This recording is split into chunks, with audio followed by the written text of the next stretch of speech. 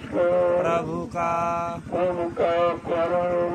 जय गुरुदेव। तो आदमियों को ड्यूटी लगा दो, जो आश्रम में है उनको कोई धर्मता नहीं देना, किसी को प्रसाद नहीं मिलेगा। सब बोझा लाद रहे भंडारों पर, फालतू यहाँ पर जमा हुए, कोई काम नहीं करते।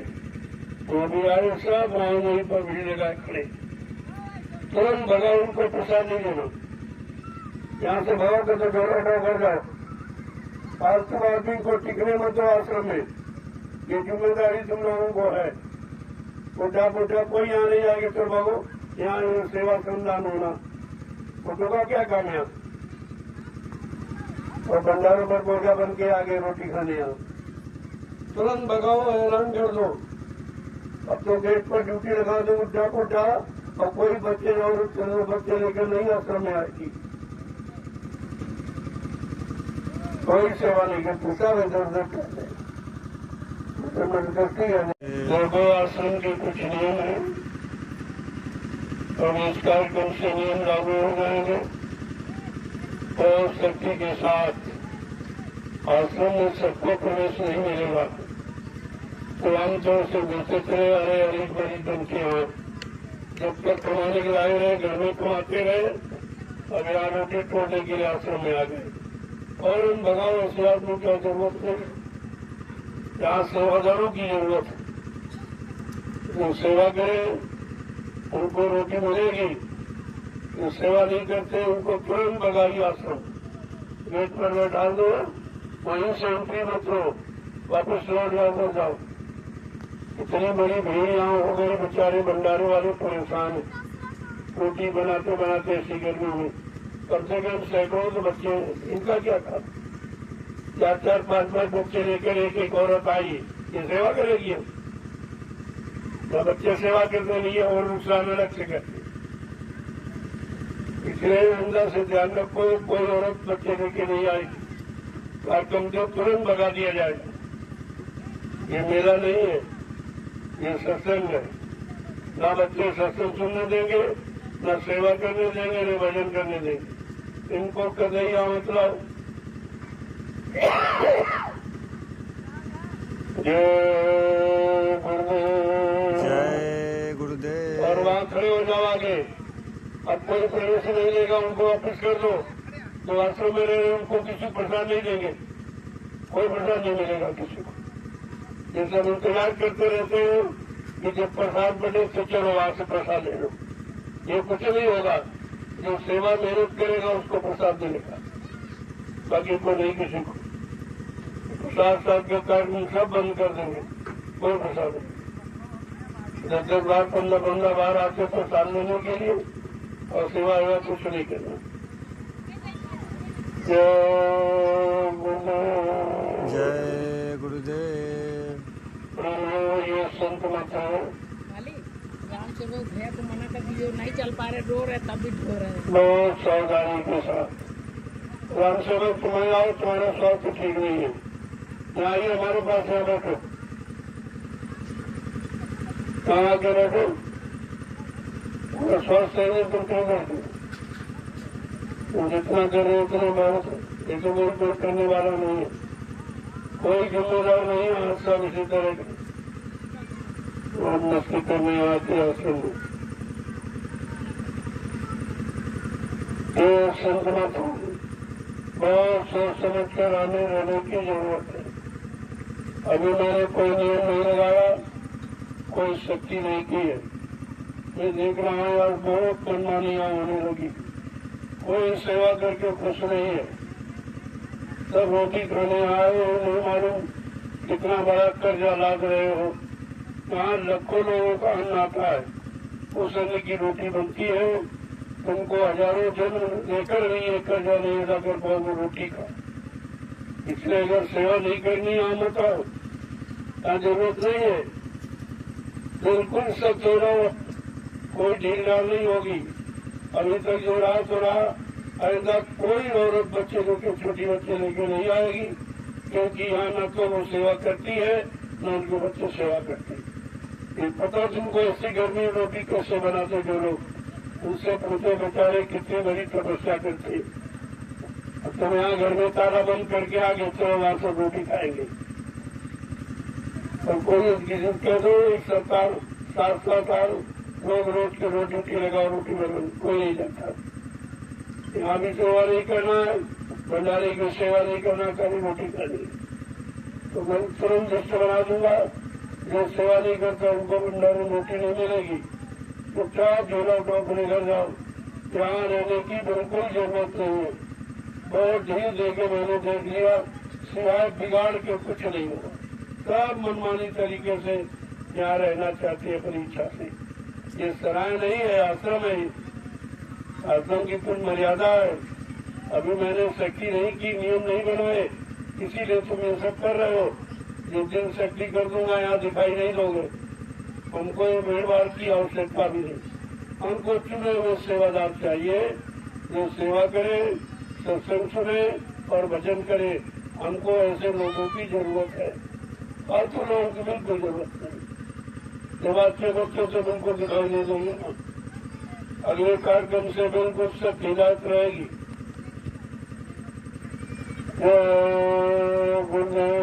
जय गुरुदेव। तो कुछ सेवा करो, तो भी तुम्हारे हाथ से सेवा निकल जाए। आगे बहुत बड़ी भीड़ आ रही है, तब सेवा करने का कोई असूल नहीं मिलेगा। भीड़ में सत्संग में नहीं सुन पाओगे, भजन में नहीं कर पाओगे। खाली भीड़ मेला देख के चले जाओगे लौट के, कोई लाभ किसी तरह का नहीं मिलेगा। हिसाब शब्दों में सुन लीजिए। अभी तक तो बड़ी ढील थी, तो मनमानी करते रहे। अब कहीं पर कोई मनमानी नहीं, खाली देख रेख करूंगा, रात में दौड़ा करूंगा, दिन में दौड़ा करूंगा। थोड़ा सी ढील कहीं देगी, फौरन हटा दिया हो, दूसरे सेवादारों को रख दिया। एक जगह परमानेंट किसी को रखूंगा नहीं। अगर उसे सेवा नहीं करनी है तो चुपचाप खुशी से अपने घर चला जाए। यहाँ आश्रम में रहने आने की जरूरत नहीं है। अब यहाँ भीड़ नहीं लगानी हमको तो वो काम के लोग चाहिए जिनके अंदर सेवा भाव है, भजन करने की इच्छा है, सत्संग सुनने की भावना है। वो लोग यहाँ आएंगे। बाकी भीड़ लगाने वाले लोग यहाँ अगले कार्यक्रम से नहीं आएंगे। साथ साथ सुन लीजिए, मैं पूरे देश में ऐलान करूंगा, इस तरह की भीड़ हमारे आश्रम पर नहीं होगी, क्योंकि आपने बहुत बिगाड़ किया। कोई जिम्मेदारी नहीं है, जो सामान जहाँ पड़ा वहाँ पड़ा, सड़ रहा है, टूट रहा है, कोई मतलब नहीं। तुमको तो होश है नहीं कैसे आता, कैसे प्रेमी 10-10 रुपए पेट काट कर बाल बच्चों को नहीं खिलाता, देता हाथ में, इसके लिए देता बर्बाद करने के लिए। इसका भी खामियाजा आपको भोगना पड़ेगा। तो आप अगर जिम्मेदारी से काम नहीं करते हैं और अगर प्रेमियों की सेवा का नुकसान हो रहा है, उसका भी खामियाजा आपको भोगना पड़ेगा। बड़े साथ शब्दों में सुन लीजिए, ये संत मत है। तुमने भी संत मत देखा नहीं है, तुमने संत मत को भी जाना नहीं है। अभी तो छूट दी गई, तभी तुम ये सब मनमानी कर रहे हो। आइंदा से ये कुछ नहीं होगा। इतनी शक्ति होगी कि तुम्हें टिक ही नहीं पाओगे। जिसे भक्ति करना है वो आएगा, बाकी यहाँ कोई नहीं है। अच्छों बच्चों को बिल्कुल याद आने की जरूरत नहीं। सात बच्चों को सुन लीजिए, किसी तरह तरह का नुकसान, शोर शराबा, न बच्चे सत्संग सुनने देते, न सेवा करने देते, न भजन करने देते। इनको लाए क्यों है? ये किस काम के लिए आता है? जरा सभी ने विचार करते भीड़ बढ़ाने आ गए। ये संख्या सब खत्म कर दूंगा, इस तरह की कोई संख्या नहीं है। जय गुरुदेव। सत्संगों को चाहिए कि सेवा भाव से आए और सेवा करके अपने घर को चले जाए। जितने दिन के लिए आए हो लगन के साथ सेवा करो और घर चले जाओ, क्योंकि ये सेवा का मौका आगे नहीं मिलेगा। अब दिन पर दिन भीड़ बढ़ती चली जा रही है, ज्यादा सेवा करने का अवसर नहीं मिलेगा। फिर आपको पछताना रोना पड़ेगा, तुम्हारे पास कर्मों की अदायगी का दूसरा तुम्हारे पास कोई साधन है नहीं, और जो ये बनाया गया तुम्हारी समझ में अभी नहीं आ रहा, तो सोचते तो वो ऐसे चल रहा, ऐसे नहीं चलता रहेगा। इसका भी समय निश्चित है। समय आने पर केवल भजन रह जाएगा, बाकी ये सब खत्म हो जाएगा। केवल जिसको भजन करना है, अपनी जीवात्मा का कल्याण करना है, वो आश्रम में आएगा और रुकेगा। बाकी यहाँ भीड़ भाड़ लगाने की जरूरत नहीं है, बुड्ढों की यहाँ बिल्कुल जरूरत नहीं है, मरीजों की यहाँ आवश्यकता नहीं है। यहाँ भीड़ लगाने आ गए हो, फालतू समय अपना भी खराब करते हो और लोगों का मन खराब करते हो। तुमको देखकर और लोग नहीं सेवा में जाते। अभी मैं निकला हूँ तो जितने यहाँ इतने तो वहाँ सब घूम रहे, टहल रहे, केवल भंडारे का इंतजार करते हैं। मैं भंडार वालों को मना कर दूंगा, देख लो यहाँ कितने लोग टहल रहे, इनकी लिस्ट बना लो, इनको शाम को भोजन नहीं दोगे, इनका भोजन मत कर दो। भोजन सेवादारों के लिए भंडारों में है, बाकी किसी लिए भोजन नहीं। जो लोग बेचारे नहीं आ पाते वही सेवा देते, वही अनाज देते कि हमारा अनाज वो प्रेमी खाएं जो वहाँ सेवा करेंगे, तो बदले में हमको भी लाभ मिल जाएगा। यहाँ सभी बैठने वाले भोजन खाए, इनके बाद कोई काम घर में नहीं, कमाने के लाए रहे जब तक घर में रहे, अब बेकार हो गए तो यहाँ आ गए। ये बेकारों का अड्डा बना रखा तुमने, ये आश्रम है कि बेकार लोगों का अड्डा बना दिया है। कुछ कहा नहीं जाता तो जानते नहीं, हम सब देख रहे हैं और वो कर रहे हैं। अगले कार्यक्रम में एकदम सख्त हो जाएगी, बिल्कुल सख्त हिदायत हो जाएगी। कोई यहाँ टहलता घूमता नजर नहीं आएगा, बड़े कायदे मर्यादा में रहना पड़ेगा। ये मतलब नहीं मनमानी तरीके से जो चाहे सो यहाँ कर रहा है, वो समझता है यहाँ कौन कोई देख रहा। ये तुम्हें नहीं मालूम, ये तुम क्या तुम्हारे तमाम जन्मों को देखा जा रहा। अभी आपके लिए थोड़ा सा छूट कर दी, अब सुधर जाओ, अब सुधर जाओ, ठीक हो जाओ, ठीक हो जाओ, लिहाजा इतने सख्त कर दूंगा, यहाँ दिखाई नहीं दोगे।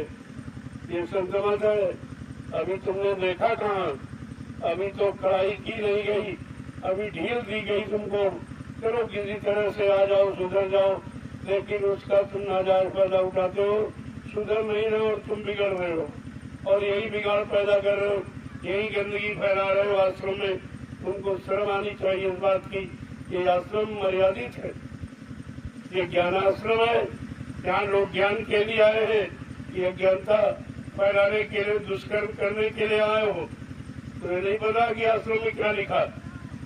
अब यह शक्ति के साथ इस आश्रम की व्यवस्था कर दी जाएगी और यहाँ इतने नियम कानून लगा दिए जाएंगे, तुम्हारा प्रवेश लेना मुश्किल हो जाएगा। तब ये आश्रम की मर्यादा रहेगी, ऐसे रहने वाली नहीं।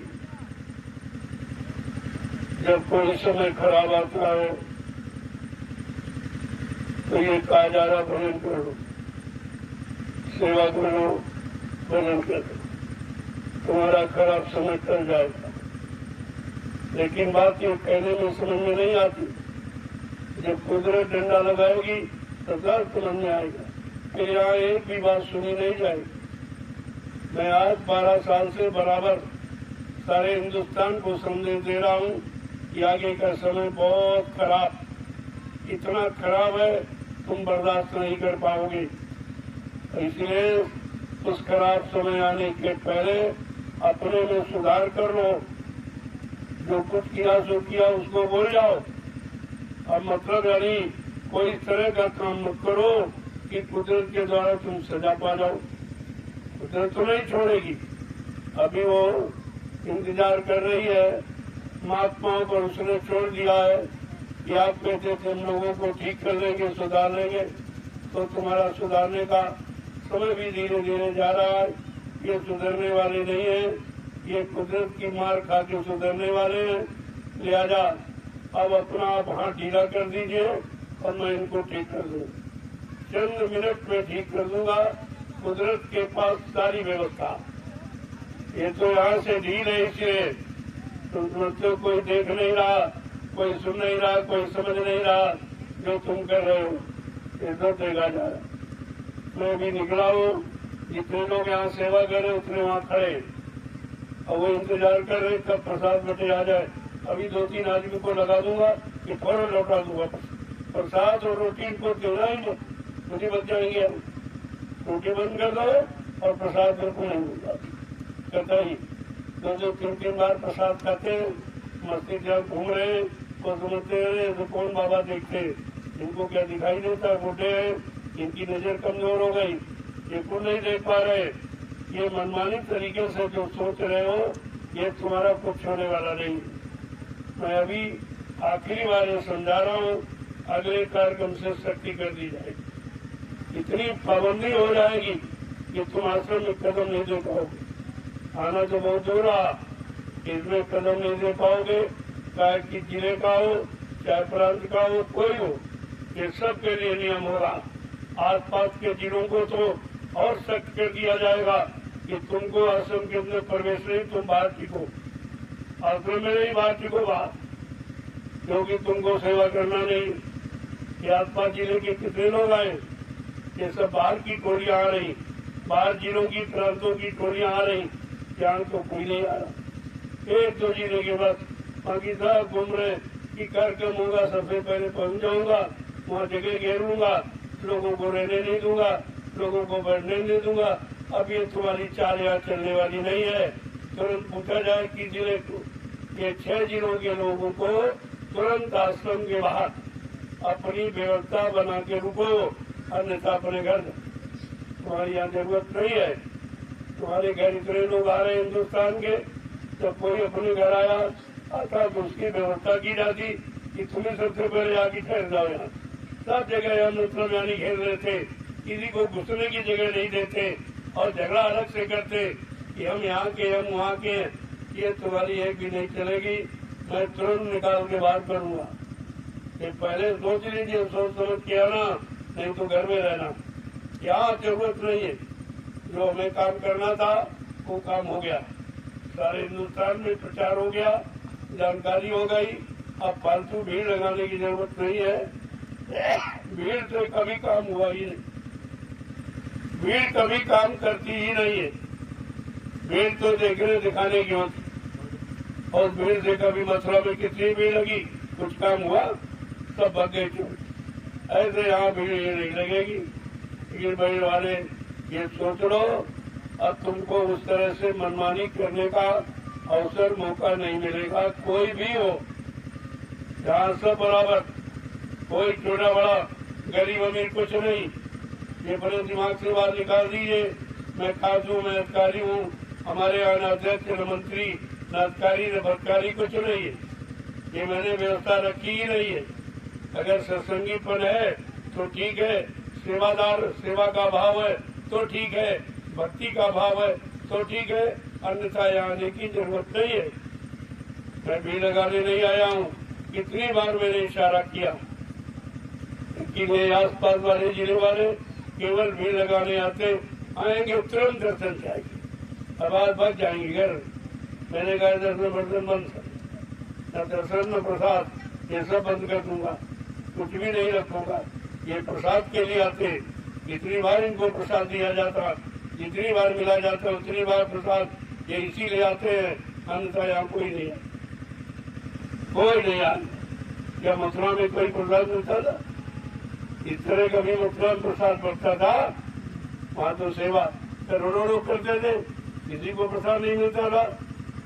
लेकिन यहाँ तुमको सब तरह की सुविधाएं दी है, इसीलिए यानी तुम्हारा दिमाग खराब हो गया, तुम सब बेकार हो गए हो, सेवा भाव चला गया, भक्ति भाव चला गया, सत्संगीपन चला गया, तुम्हारे दिमाग में कुछ नहीं रहा।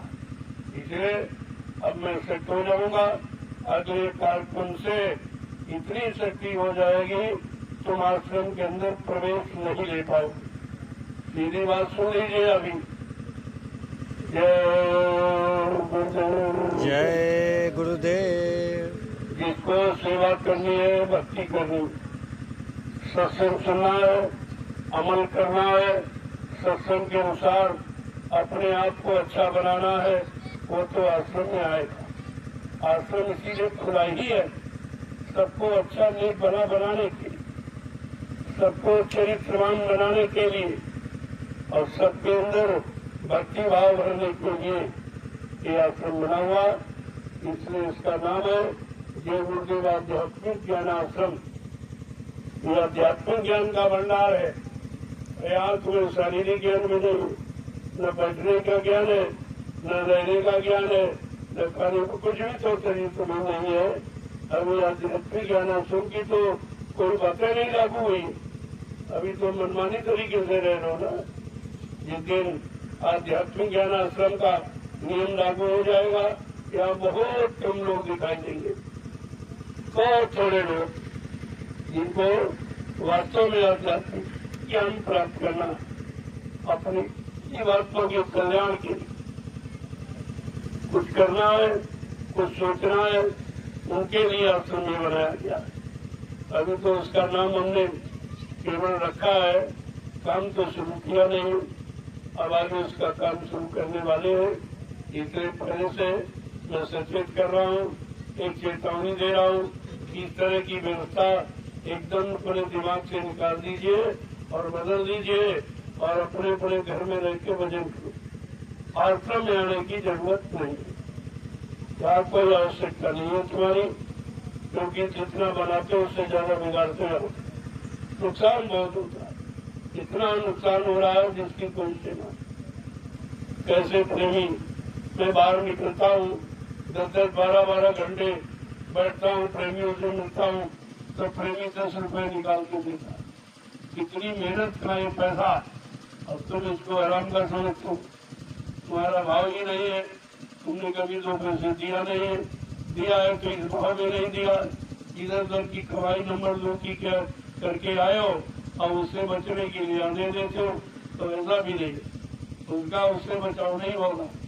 ये मोटी बात सुन लीजिए, जब तक तुम्हारा चरित्र अच्छा नहीं होगा, तुम्हारा खान पान अच्छा नहीं होगा, तुम्हारे भाव विचार अच्छे नहीं होंगे, तब तक संत मत का कोई लाभ तुमको मिलने वाला नहीं है।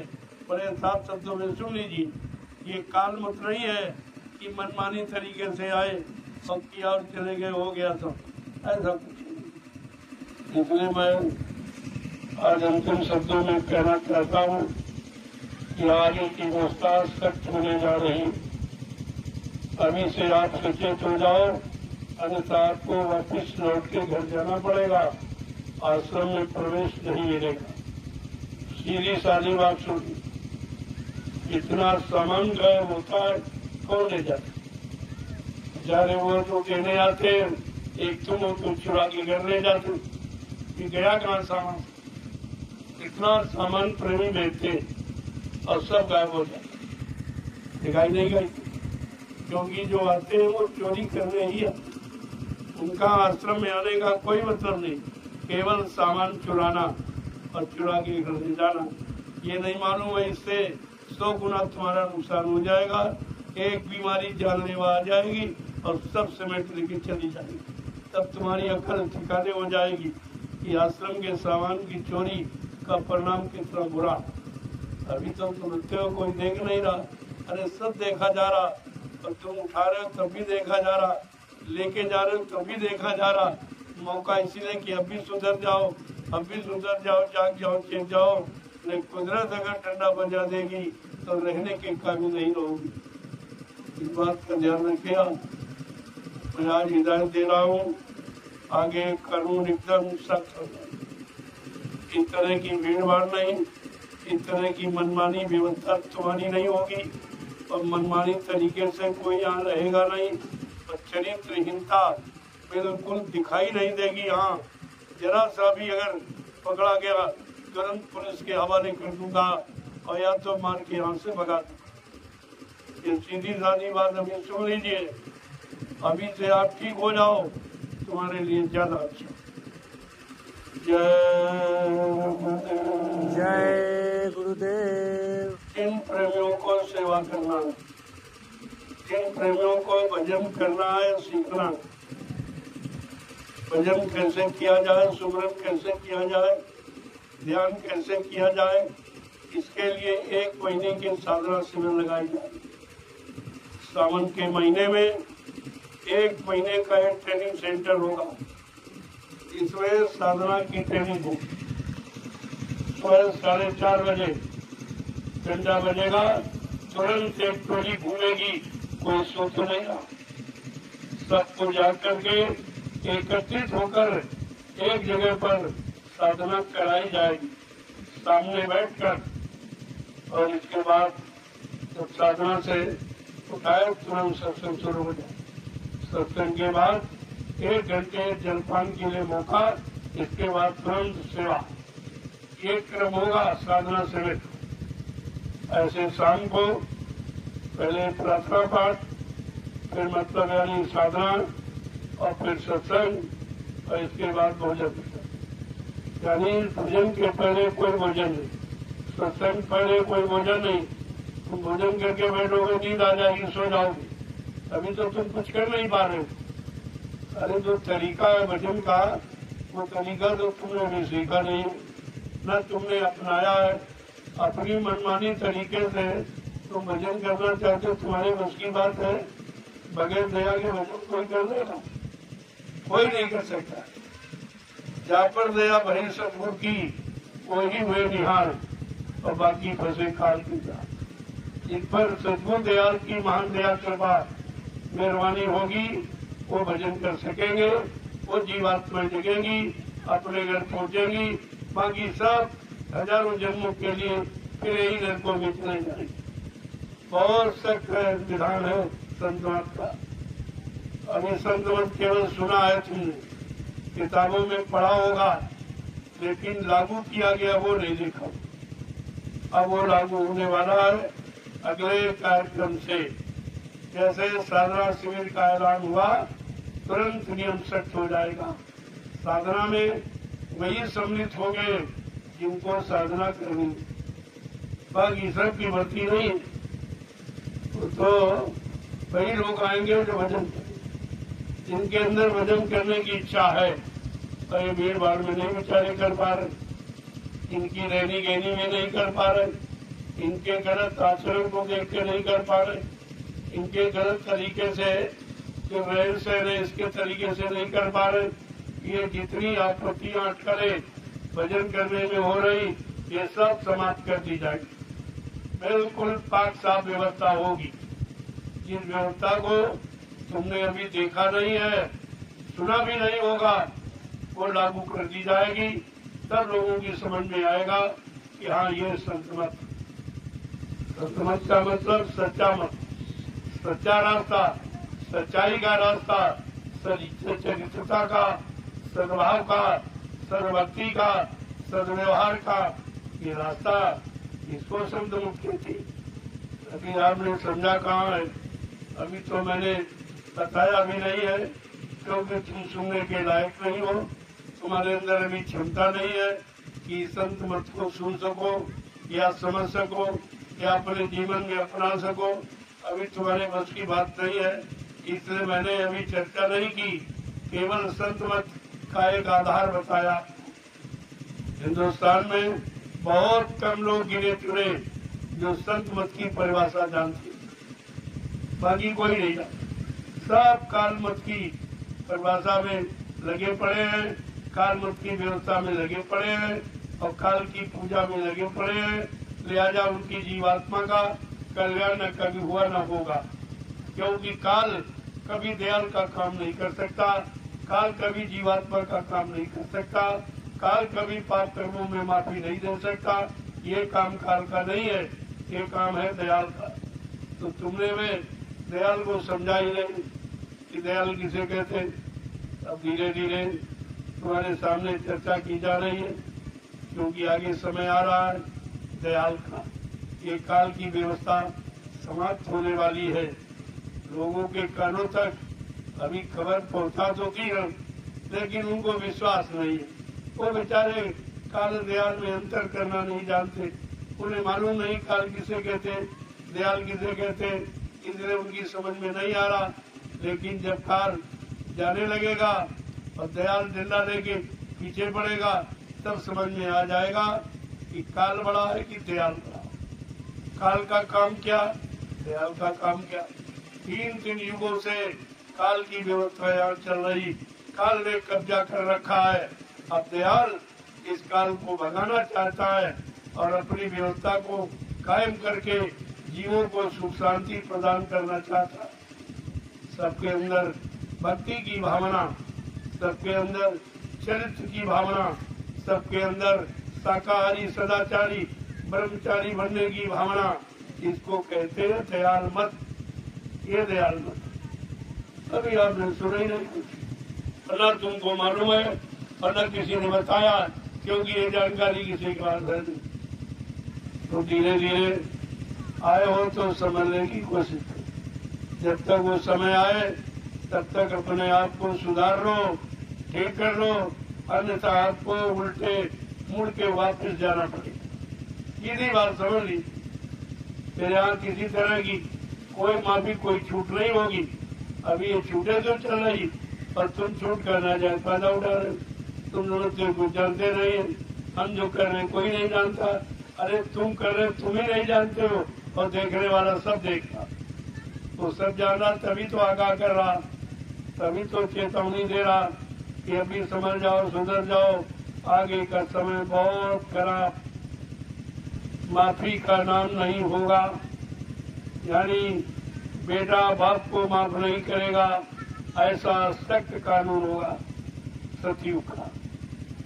तो सतयुग की व्यवस्था होगी, यानी मतलब बेटा बाप को माफ नहीं, भाई भाई को माफ नहीं। ऐसा नहीं है, अभी आपने वो देखा नहीं है। यहाँ तो मनमानी देखी है, यहाँ गंदे काम और गंदे भाव विचार करने वालों को प्राथमिकता मिली है, समर्थन मिल रहा है। तुम समझते हो यही अच्छा है। अरे अच्छा जो है वो तुम्हारी भी समझ में कहाँ आ जा रहा, जब इनका भी घड़ा नहीं भरा है। इसलिए ये मौका है, इस दिन घड़ा भर जाएगा, उठ जाएगा तो हजारों जन्मों के लिए ये सब नरकों में चले जाएंगे। इनका कहीं ठिकाना नहीं हुआ। बड़े बड़े राजे महाराजे बादशाह आज धनी मानी आज भी नरकों में पड़े, जमराजा की जूतियों की मार खा रहे, वहाँ कोई बचाने वाला नहीं। तुम्हारी क्या अस्थि, तुमने अभी वो समझा नहीं है। जिन्होंने किया वो अभी भोग रहे और तुम जो कर रहे हो तुम्हारा भी तैयार हो रहा। चिंता मत करो, सबका समय निश्चित है। सुख सदा रहता नहीं तो दुख का भी अंत है, ऐसा नहीं है। जहाँ सबको समय दिया जाता है और सबका समय निश्चित है, उस समय के अनुसार आप कर रहे हो मनमानी, लेकिन धीरे धीरे वो समय तुम्हारा खत्म हो रहा और जैसे पुण्य कर्म क्षीण हो जाएगा तुरंत आपको पुण्य छेड़े मृत्युलों के फिर बार बार इसी मृत्युलोक मंडल में 4,84,00,000 नरकों की योनियों में मार खाना पड़ेगा। तब आपकी अकड़ ठिकाने हो जाएगी। कि महात्मा तो बहुत समझाते थे, बहुत कहते थे, लेकिन हम अहंकार में, गरुड़ गुमान घमंड में, पद के लालच में हमने किसी की बात सुनी नहीं, किसी की बात मानी नहीं। ये तो लेकिन फिर पछताए हो उसका सारा समय पछताने में निकाल दोगे और पछताने से कुछ होता नहीं है। वो तो कर्म की सजा आपको भोगनी ही पड़ेगी। इसलिए कर्म न हो, बुरे कर्म न करो, गंदा खान पान न करो, गंदे विचार अंदर न लाओ, गंदा मन मत मकान बनाओ। उसके लिए पहले से आपको जानकारी दी जाती। ये जो सचेत किया जा रहा, ये जगह जगह कार्यक्रम पूरे हिंदुस्तान में 12 वर्ष से अभी चलाए गए। 10 जुलाई 1952 से 2012 वो समय निगरानी चलाया, बताया गया, जानकारी दी गई। अब जब तुम भूल गए तो फिर आपको 12 वर्ष से पुनः जानकारी फिर दी जा रही। अब माफी का अंत हो गया, अब माफी का, अब माफ करने का कोई विधान नहीं रहा, कोई समय नहीं रहा है। सब तुमने यानी क्रॉस कर दिया है। तुमने तो सीमा यानी मतलब लांघ दी है अच्छाई की और अच्छे कर्मों की और अच्छे की लाभ की, तो सीमा ही खत्म, तुम्हारी सीमा समाप्त हो गई। अब तुम्हें अपने पापों की सजा मिलने का समय आ गया। उसके लिए तैयार हो जाओ। कुदरत है तैयार खड़ी, आगे मुसीबत पड़ी के लिए आपको करना पड़ेगा। ये ज्ञानाश्रम का निर्माण क्यों किया गया? अगर आध्यात्मिक ज्ञान हिंदुस्तान में दिया गया होता तो हम इस जंगल में ज्ञानाश्रम बनाने की क्या जरूरत है? ये आध्यात्मिक ज्ञानाश्रम, ये भौतिक सांसारिक नहीं है, आध्यात्मिक। पहले नाम फिर उसका काम देखो। अभी तुम्हारी समझ में कुछ नहीं आ रहा। अन्य आश्रमों की भांति तुम इस आश्रम को समझते हो, वो ये नहीं है। इसका काम बिल्कुल अलग और सबके हित का और सबके भले का और सबके कल्याण का।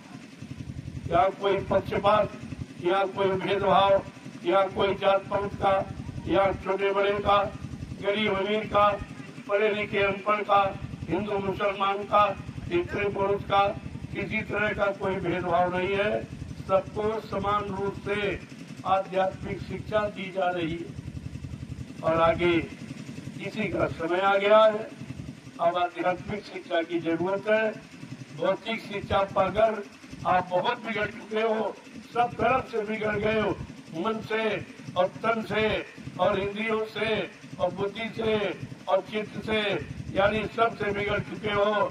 लिहाजा आप आध्यात्म की जरूरत, आवश्यकता भारत जैसे धार्मिक देश, इस पर आपको एक बार फिर से विचार करना होगा। जय गुरुदेव। इसलिए प्रेमियों, हर समय के संदेश को नोट करके रखो। ये चीज आपको मिलेगी नहीं, ये किताबों से पढ़ के नहीं कहा जा रहा। ये समाज का देश पर रहने वाले लोगों की करनी का अनुभव करके ये सब बताया जा रहा। राजा की करनी और प्रजा की करनी, दोनों की करनी नोट की जा रही और तब ये संदेश आपको दिया जा रहा।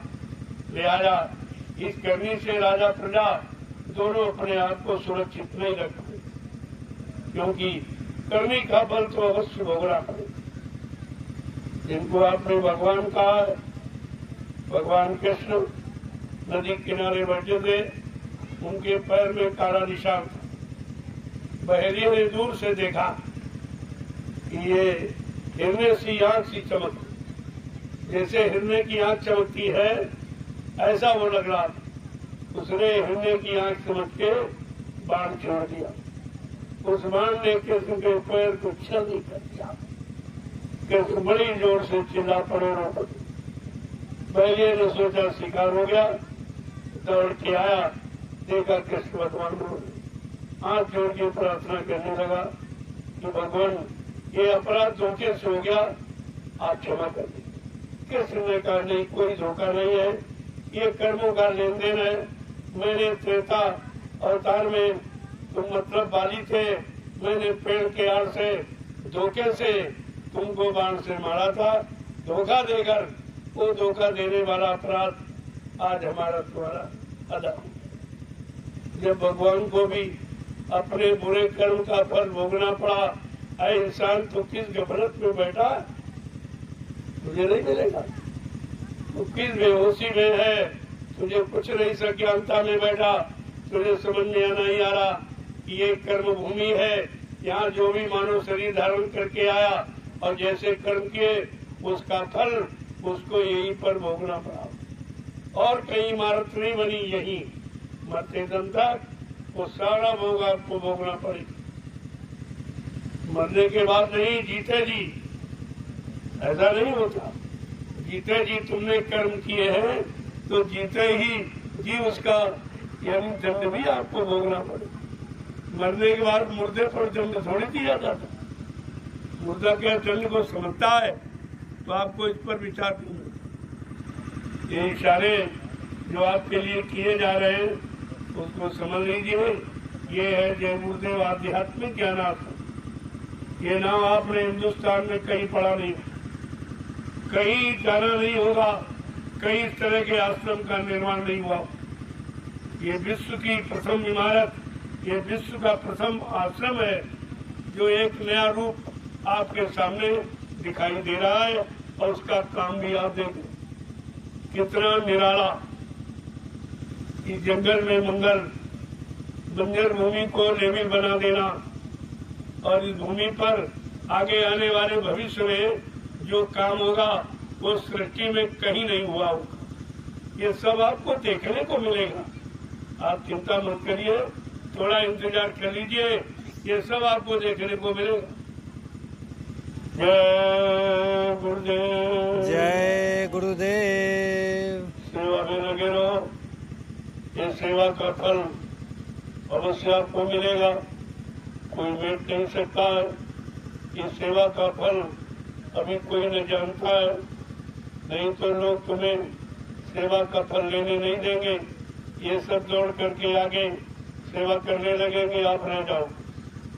इसलिए इनको अभी जगाया नहीं जा रहा, ये तो चुटकी बजाते जाग जाएंगे, लेकिन नहीं तो दूर दराज से जो लोग उनको पहले मौका दिया जा रहा, उनको अवसर दिया जा रहा कि तुम पहले आकर सेवा कर लो, ये आध्यात्मिक सत्संग वचनों को सुन लो और भक्ति कर लो और भजन कर लो। ये काम सबको नहीं मिलेगा। आगे आने वाले समय में इतनी भीड़ हो जाएगी, ये अवसर सबको नहीं मिल पाएगा। तुमने अगर भूल की है, तुमने अगर अज्ञानता लापरवाही की, तो तुम भी इस लाभ से वंचित रह जाओ।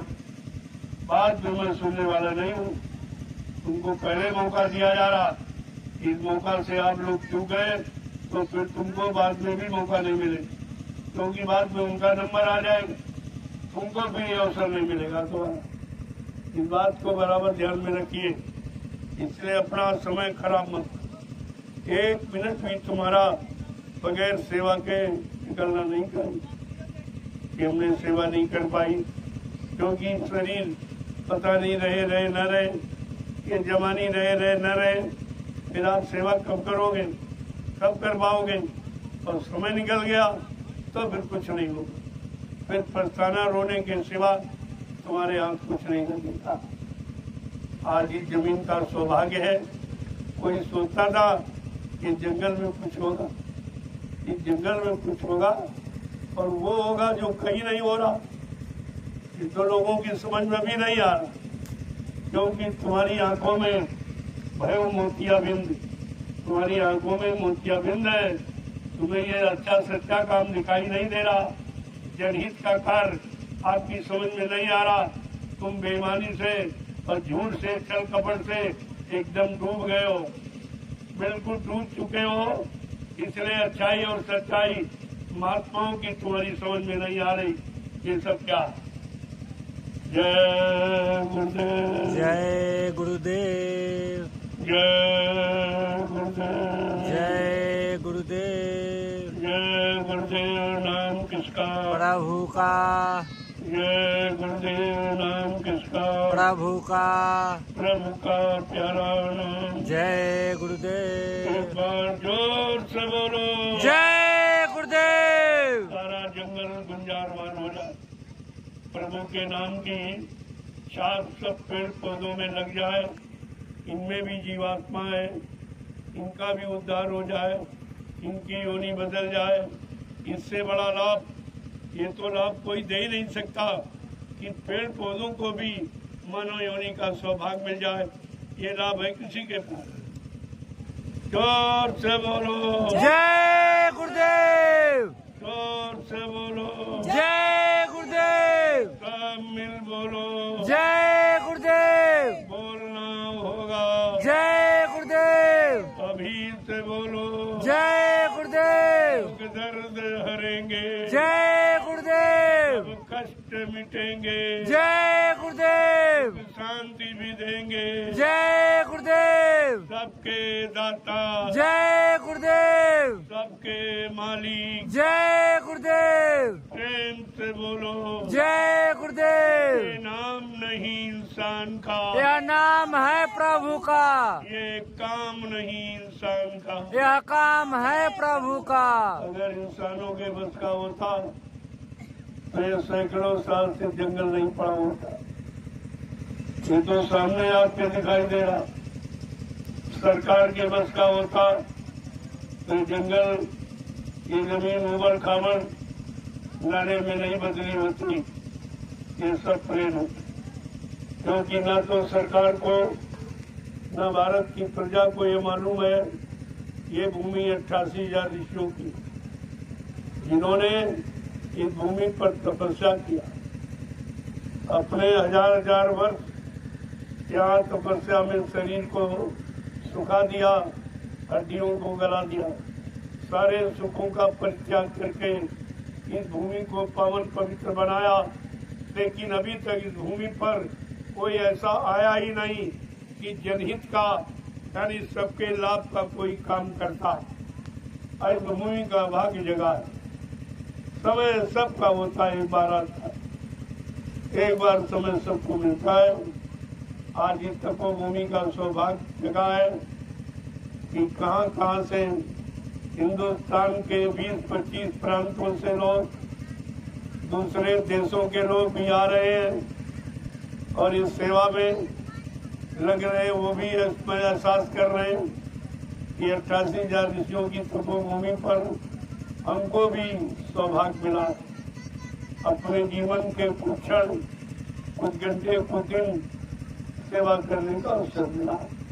इस भूमि पर लेटने का, इस भूमि पर बैठने का, इस भूमि पर भोजन करने का, इस भूमि पर सत्संग सुनने का, भजन करने का, ये सौभाग्य तो किसी किसी भाग्यशाली को मिलेगा, सबका नहीं मिलेगा।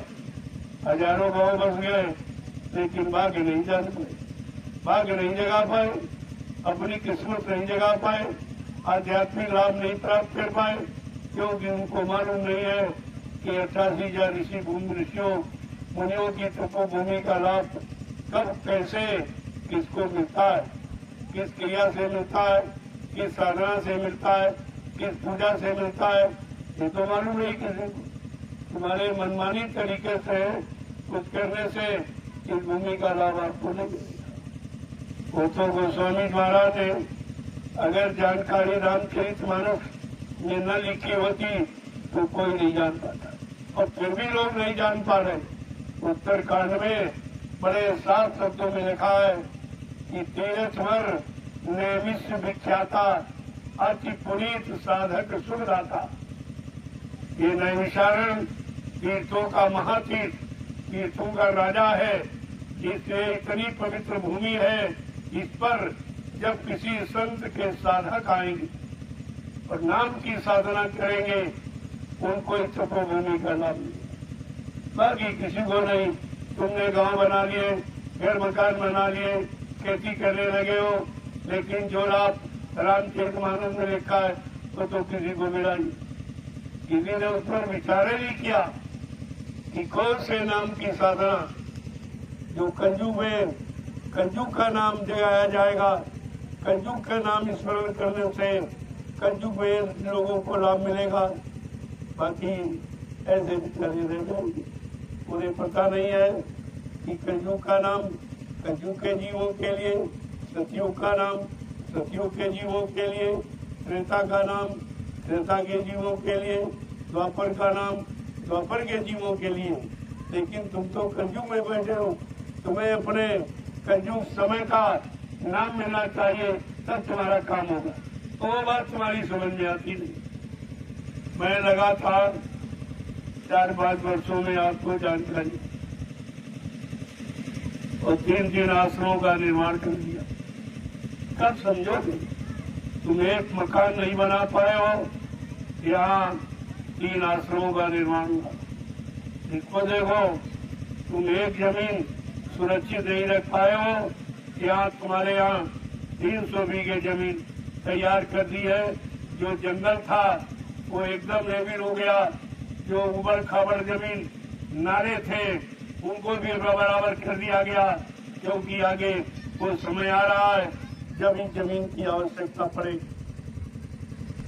क्योंकि ये ऋषि मुनियों की तपोभूमि है। इस तपोभूमि पर कोई अच्छा काम होना चाहिए जो सबके हित का हो, सबके भला का हो, कोई स्वार्थ लोभ लालच का काम नहीं। आप इस पर विचार ही नहीं कर पा रहे। आपको मौका दिया जा रहा, आपके सामने किया जा रहा, करके दिखाया जा रहा, फिर भी तुम्हारी समझ में नहीं आ रहा, तो अपने आप को दुर्भाग्यशाली ही समझिएगा। इससे बड़ा दुर्भाग्य क्या हो सकता। जय गुरुदेव, जय गुरुदेव, जय गुरुदेव, जय ये गुरुदेव। समय मिला है प्रेमियों, तुम इसका लाभ उठा लो।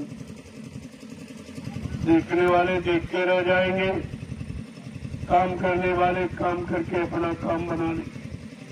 ये हमेशा का रहा चिराग के नीचे अंधेरा, चिराग के नीचे अंधेरा ही रहता।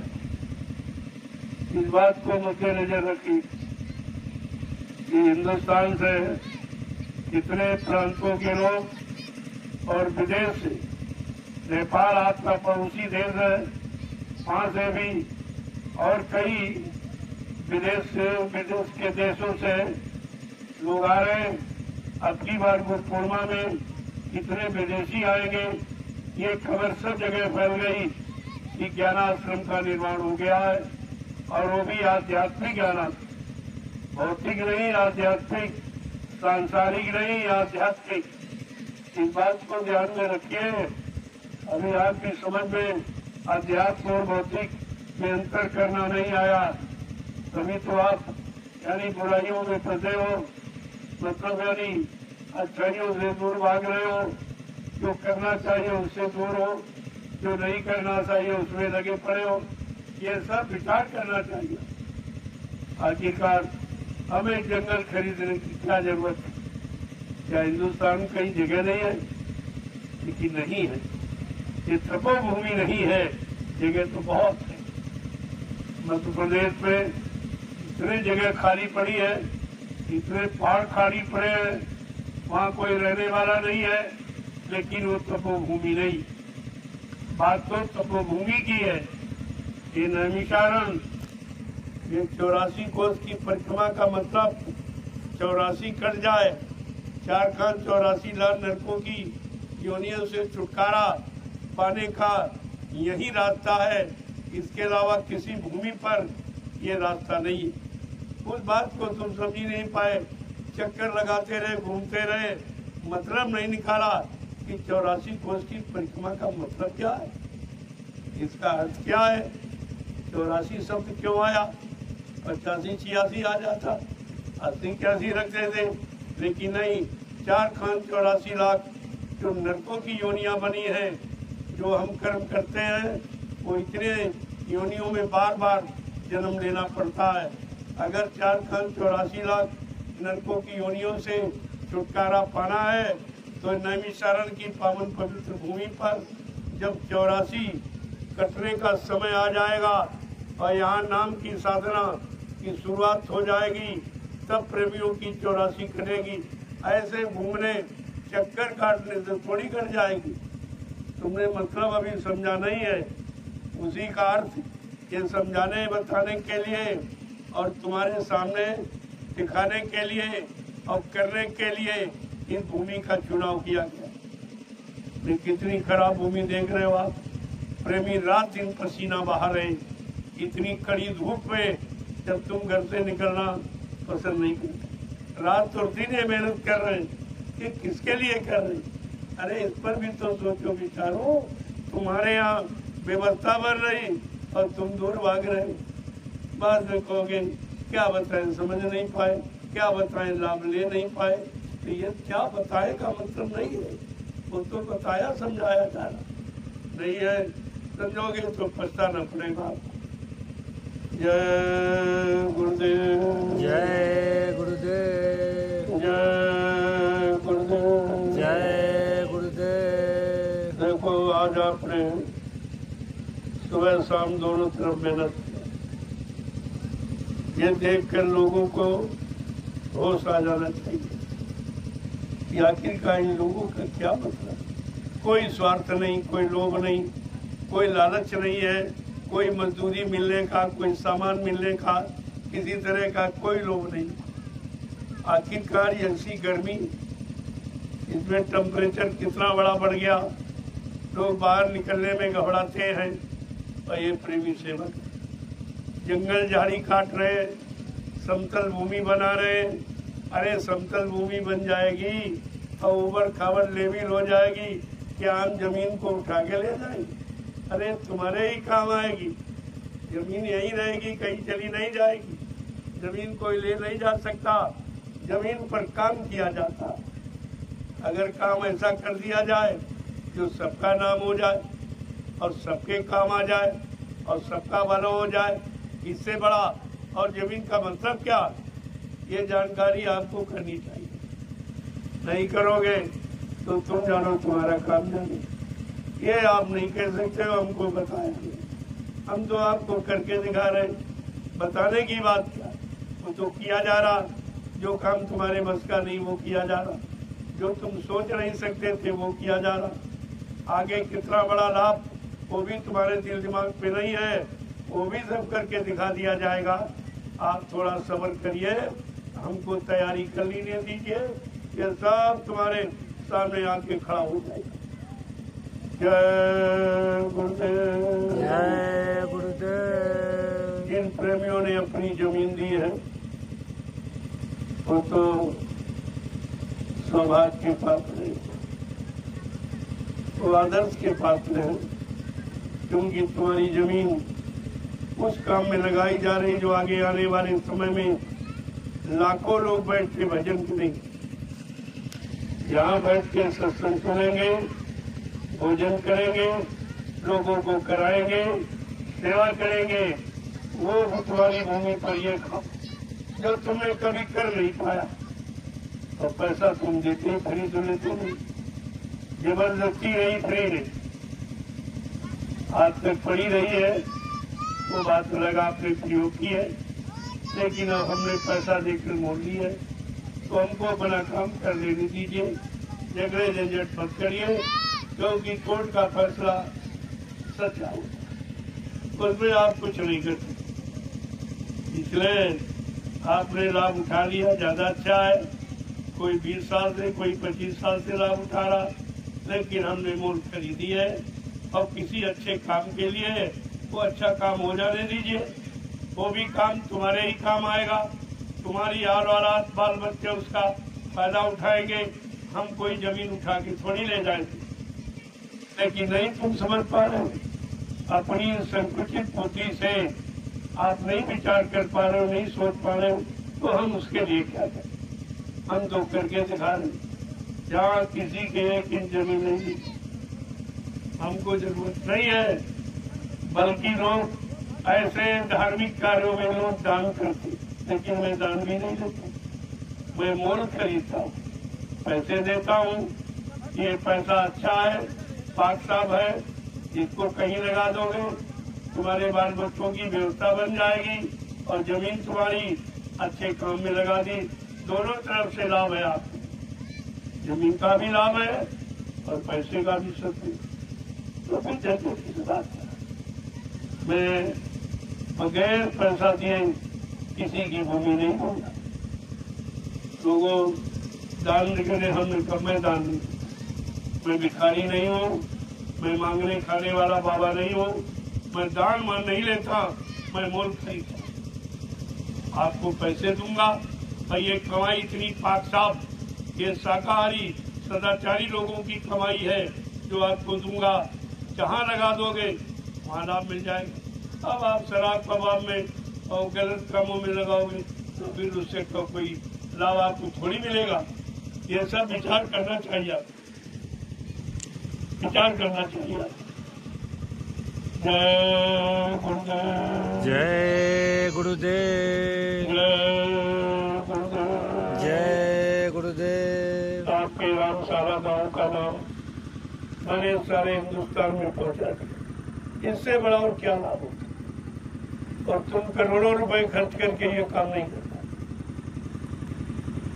क्या ये कब काम किया गया? और बाकी है विदेश तक पहुंचेगा। आप देखते जाइए, विदेशी भी जान जाएंगे कि उत्तर प्रदेश में रामशाला गांव सीतापुर जिले में कहाँ पर। ये सब जानकारी लोगों को हो जाएगी। आप देखते जाइए, इस तरह का काम हिंदुस्तान में कोई न कर पाया और न कर रहा, न कर सकेगा। जो काम इस जंगल में हो रहा उस पर आप विचार कीजिए पहले, थोड़ा परमात्मा ने बुद्धि दी है, बुद्धि का थोड़ा सदुपयोग करो तो सब कुछ आपको मिल जाएगा। सब तुम्हारे लिए हो रहा, तुम्हारे लाभ के लिए हो रहा, तुम्हारे बाल बच्चे औलादों को लाभ देने के लिए हो रहा। यहाँ कोई ऐसी व्यवस्था नहीं है जो किसी का नुकसान हो। और आप नहीं समझ पा रहे हो, वो बात अलग है। जय गुरुदेव, जय गुरुदेव, जय गुरुदेव, जय गुरुदेव। तो धार्मिक कार्य में जिन लोगों ने अपनी जमीन दी है, मैं उनकी लिस्ट लगवाऊंगा। ये धार्मिक कार्य में किन किन प्रेमियों ने अपनी जमीन का सहयोग किया। पैसा तो ऐसे लोग दान देते तब लिखवाते, हम पैसा देकर भी लिखवाएंगे आपका नाम कि आपने ऐसे समय पर ये भूमि का उचित सहयोग किया है जब इसकी आवश्यकता देश को पड़ेगी। ऐसा नहीं है, वो लिस्ट लगेगी। जब विदेशी आएंगे देखेंगे नहीं कैसे कैसे लोग थे जिन्होंने ऐसे अच्छे काम के लिए अपनी भूमि दी है, तो कितना बड़ा आपका नाम होगा, तुम्हारे बाल बच्चों का कितना बड़ा नाम होगा। अभी तो तुम समझ ही नहीं पा रहे हो, तुम बहुत छोटे दायरे से इसको समझ रहे हो, इसलिए हमारी बृहत व्यवस्था के बारे में आपको भी जानकारी नहीं हो पा रही। ये कैसा काम होने जा रहा। अब की बार गुरु पूर्णिमा के पावन कार्यक्रम को देखकर आप खुद ही हक्के बक्के रह जाओगे। मैंने बहुत बार आपको मौका दिया, आस पास के क्षेत्रों में गांवों में सबको निमंत्रण दिया। किसी प्रधानमंत्री राष्ट्रपति ने ये काम किया है क्या? मुख्यमंत्री ने तुमको कभी निमंत्रण दिया? इनको चंदा नोट वोट देते हो, महंगाई बढ़ते हो, टैक्स देते हो। मैं तो आपसे कुछ नहीं लेता हूँ और जमीन ले रहा हूँ भी मोल लेता हूँ। तो ये कितना बड़ा काम आपका होने जा रहा, अब तुम्हें दिखाई नहीं दे रहा। जो हिंदुस्तान में कोई नहीं कर पा रहा वो काम आपके यहाँ होने जा रहा। तो पहले देखिए, नहीं जंगल में आदमी दिन में आने में डरता था, आज ही जंगल में कितना बड़ा समागम होने जा रहा जिसका सारे हिंदुस्तान में खबर फैल जाएगी, विदेश में भी खबर चली जाएगी। अरे भाई वो रामशाला कहाँ है जहाँ पर इतना बड़ा जनमत एक बियाबान जंगल में आ गया। लोग बस्ती में जहाँ साधन होते रेल मोटर के वहाँ नहीं पहुँच पाते। यहाँ तो कितना बियाबान जंगल है जिसको तोड़ तोड़ के प्रेमियों के बैठने के लायक बनाया जा रहा। आपको खुशी होनी चाहिए कि तुम्हारे गांव में विदेश तक के लोग आ रहे, विदेश जान जाएगा कि रामशाला गांव कहाँ। फिर भी तुम्हारी समझ में नहीं आती, इतनी तुम्हारी बुद्धि पसरा गई, तुम्हें कुछ दिखाई नहीं दे रहा, कुछ समझ में नहीं आ रहा है क्या होने जा रहा। तो समझना चाहिए। अरे तुम नहीं समझोगे तो कुदरत समझा देगी यार, ऐसा मत सोचिए। जय गुरुदेव, जय गुरुदेव, जय गुरुदेव, जय गुरुदेव। जय गुरुदेव। नाम किसका? प्रभु का, प्रभु का प्यारा नाम। जय गुरुदेव। अभी बेचारे संत मत के प्रेमी नहीं समझ पा रहे, वो जो इसमें मिशन में है वो नहीं जान पा रहे, वो भी अभी भ्रमित है, वो भी लोभ लालच के चक्कर में है। उनको भी ये दिखाई नहीं दे रहा कि 88,000 ऋषियों की तपोभूमि का चुनाव क्यों किया जा रहा, इस भूमि पर यह काम करने का संकल्प क्यों लिया जा रहा, इस जंगल को यानी समतल क्यों बनाया जा रहा, उबड़ खाबी भूमि, ये नदी नाले ये सब बराबर क्यों किए जा रहे हैं, कौन से काम की तैयारी हो रही है, अभी किसी के समझ में बात नहीं आती। लेकिन धीरे धीरे सब समझ में आ जाएगा। लेकिन समय से जुड़ जाओगे तो आपको लाभ मिल जाएगा। काम तो हो जाए, काम तो कोई रोक नहीं सकता, काम रोकने वाला तो पैदा ही नहीं जो इस काम को रोक दे, ऐसा तो कोई पैदा नहीं हुआ।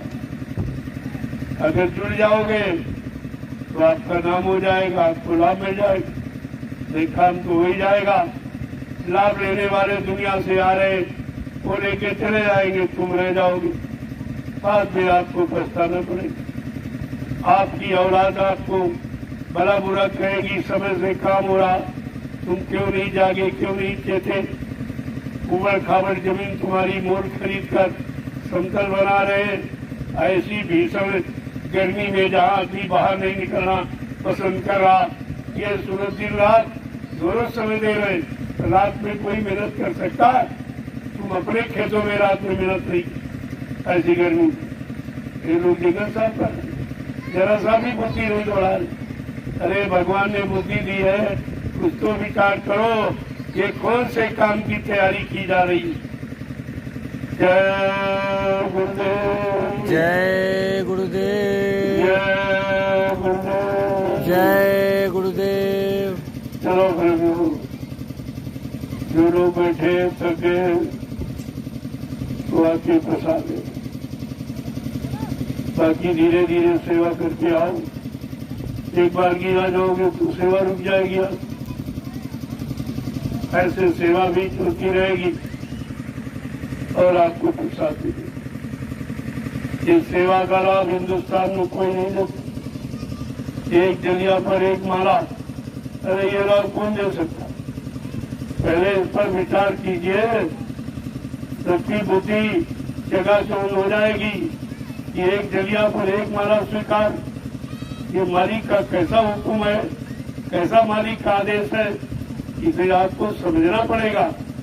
कि मैं नहीं कहता हूँ, मुझे भी कोई आदेश दे रहा, तो मालिक का आदेश जो सर्वोपरि है। अब वो कुछ करना चाहता है, जिसने इतने साल पहले से आवाज लगाई, कलयुग में कलयुग जाएगा और कलयुग में सतयुग आएगा, तो समय कब आएगा कलयुग के जाने का और सतयुग के आने। अरे खुद तो विचार करो, तुम्हारा सत्संगी बनने का अर्थ ही क्या निकला? जब सत्संग बचनों की कोई बात नहीं समझ पाए, कोई सत्संग बचनों पर विश्वास नहीं कर पाए, गुरु पर विश्वास नहीं कर पाए, तो तुमको तो और पछताना पड़ेगा। और काम हो रहा है आदेशानुसार। जो 1997 में यही नैमिषारण्य में गुरु पूर्णिमा का कार्यक्रम बाबा जी ने किया और आखिरी दिन ऐलान किया था कि बच्चा ये 88,000 ऋषियों की तपोभूमि है, यहीं से सतयुग के अंकुरण निकलेंगे। क्या इस आदेश को भूल गए? क्या गुरु वचनों को भूल गए? तुम्हारी समझ में नहीं आ रहा। मथुरा में कभी नहीं कहा कि यहाँ से सतयुग के अंकुरण निकलेंगे, या बड़े बड़े यज्ञ और कार्यक्रम जहाँ पर हुए वहाँ पर कहीं कभी नहीं ऐलान किया गया कि यहीं से सतयुग के अंकुरण निकलेंगे। लेकिन 88,000 ऋषियों की तपोभूमि से ये ऐलान किया गया, यहीं से सतयुग के अंकुरण निकलेंगे। तो अंकुरण कोई आसमान में नहीं, जमीन में, उसी जमीन का चुनाव किया गया। उसी आदेश का पालन करके नैमिषारण्य की पावन पवित्र भूमि को खरीदा जा रहा, मुफ्त नहीं लिया जा रहा, जबरदस्ती नहीं खरीदा जा रहा। इस पर प्रेमियों को विचार करना चाहिए। मैं हिंदुस्तान के सब सत्संगी प्रेमियों को एक बार फिर से आगाह करता हूँ, सूचना देता हूँ, अब सो मत, जागने का समय आ, सो जाओगे और खाना पड़ेगा। इतना समय मथुरा में तुम्हारा व्यर्थ में चला गया, कोई मतलब नहीं निकला, और अब भी तुम्हारा समय घर बैठे व्यर्थ में चला जाएगा, कोई अर्थ आप नहीं निकाल पाओगे। अब तो लोगों के सामने ये चीज खड़ी हो गई, सब विचार करने लगे क्या गिरदार बात तो कोई जरूर है। इतनी जल्दी 3 आश्रमों का निर्माण ये नैमिषारण्य की पावन पवित्र भूमि पर कैसे हो गया? एक बार इस पर आपको चिंतित होना ही पड़ेगा, आपको सोचना पड़ेगा। और ये 88,000 ऋषियों की तपोभूमि एक दिन तुम सबको बुला लेगी। मैं नहीं बुला रहा, भूमि बुला, इस भूमि का प्रभाव है। जय गुरुदेव। जय गुरुदेव जय गुरुदेव। जय देखो गुरुदेव इस भूमि पर और कोई काम नहीं हो। जो प्रेमी इच्छा रख रहे हैं, कोई गलत भाव से मत आना, स्वार्थ लोभ लालच के भाव से मत आना। महापुरुष के वचनों का सिद्ध होने का समय आ गया है, उसका इंतजार हम सब लोगों को करना चाहिए। मोटी बात समझ लो, यहाँ कोई कार्यालय कार्यालय नहीं बनेगा, ये कामयाब नहीं होगा, क्योंकि जय गुरुदेव आध्यात्मिक ज्ञानाश्रम, यहाँ ये कार्यालय की बात जो लोग सोच रहे हैं, वो ये सोच बंद कर दी। इससे कुछ काम नहीं होगा, कार्यालय से परिवर्तन नहीं होगा, अध्यक्ष मंत्रियों से परिवर्तन नहीं होगा, स्वार्थ नीति से परिवर्तन नहीं होगा, चुनाव से परिवर्तन नहीं होगा। इन सब बातों को भुला दीजिए और आगे बढ़िए। इन सब से आगे बढ़ो, जो परिवर्तन का समय इनसे नहीं मिला। वो सच्चे ईमानदार, चरित्रवान, शाकाहारी, सदाचारी ब्रह्मचारियों से भारत जैसे धार्मिक धरा पर परिवर्तन हुआ है और होगा, इसे कोई रोक नहीं सकता। बाकी ये किसी नीति से, तुम्हारी किसी बुद्धि की कवायद से कोई कामयाब नहीं हुआ। तो ऐसा कोई विचार रख के मत आइए, मैं ऐलान कर रहा हूँ और ये सब जगह सूचना फैला थी।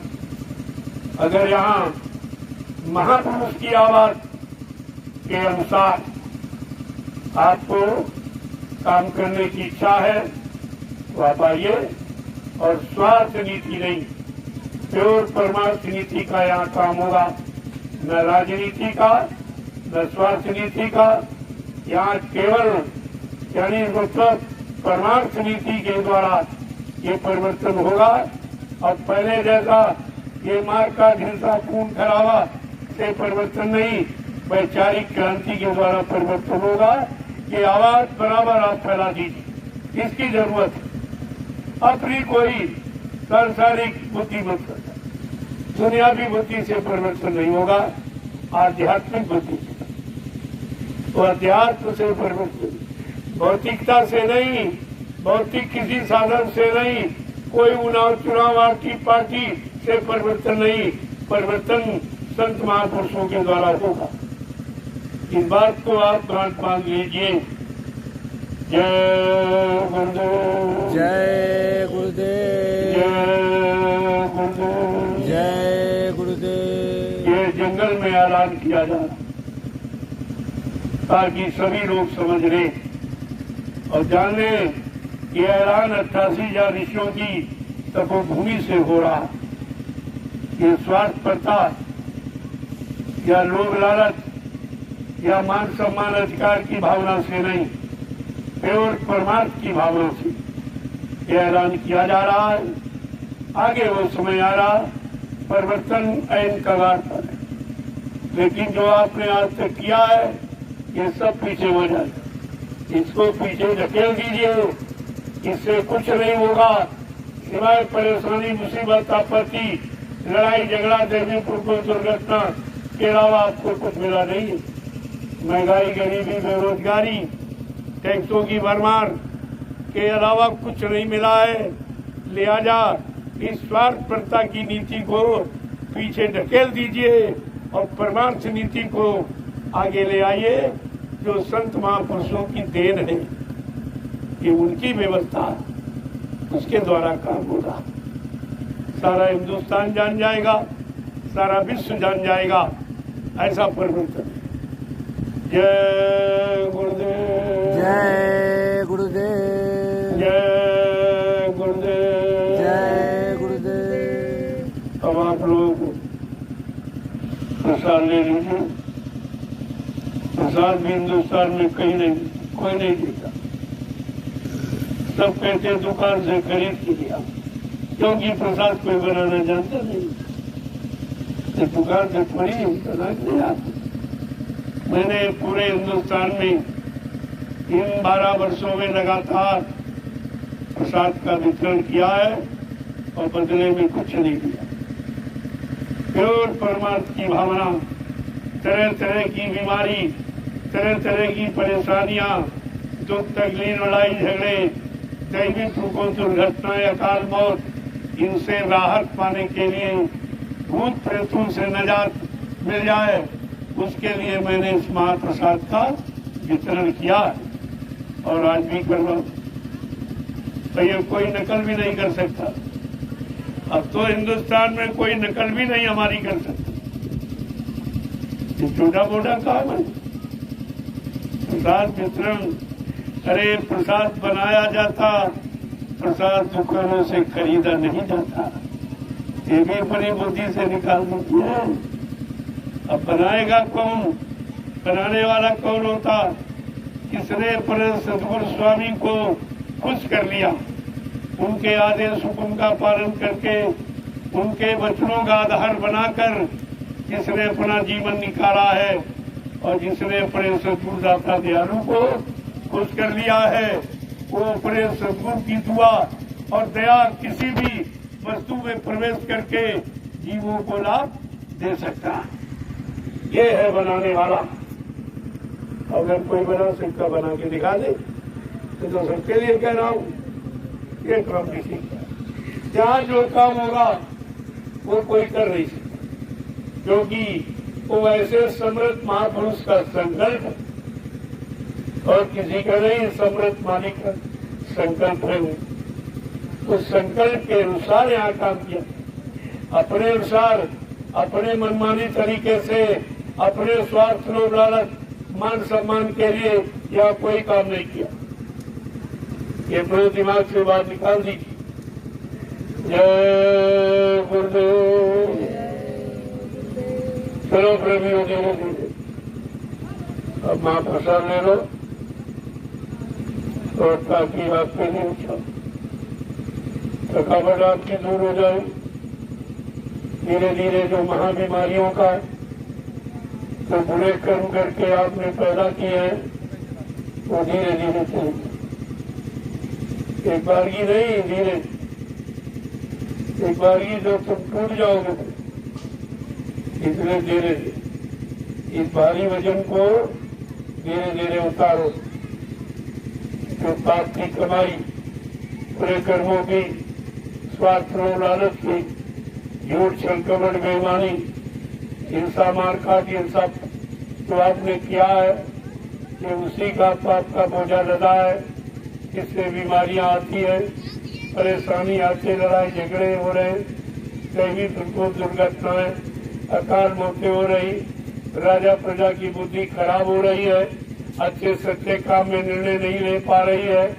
तो इसलिए जब तक ये नहीं मिलेगा तब तक कुछ, और ये महाप्रसाद कोई दे नहीं सकता, कहीं चलेगा, कोई तीर्थ, कोई मूर्त नहीं है।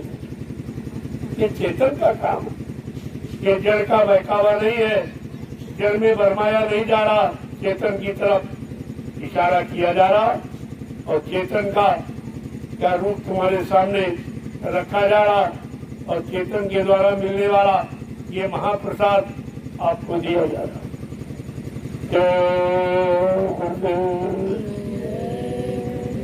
चलो करते आप देख रहे हैं आपको इस रात्रि में रात्रि परमात्मा सम्राट सेवा लोग दिन में नहीं करते, ये रात में करते। ये कौन भूमि है, ये कौन से लोग हैं? का ये बाबा जय गुरुदेव जी महाराज के शिष्य, उनके मुरीद हैं, उनके फॉलोअर हैं, जिन्होंने ये सेवा का पाठ पढ़ाया है।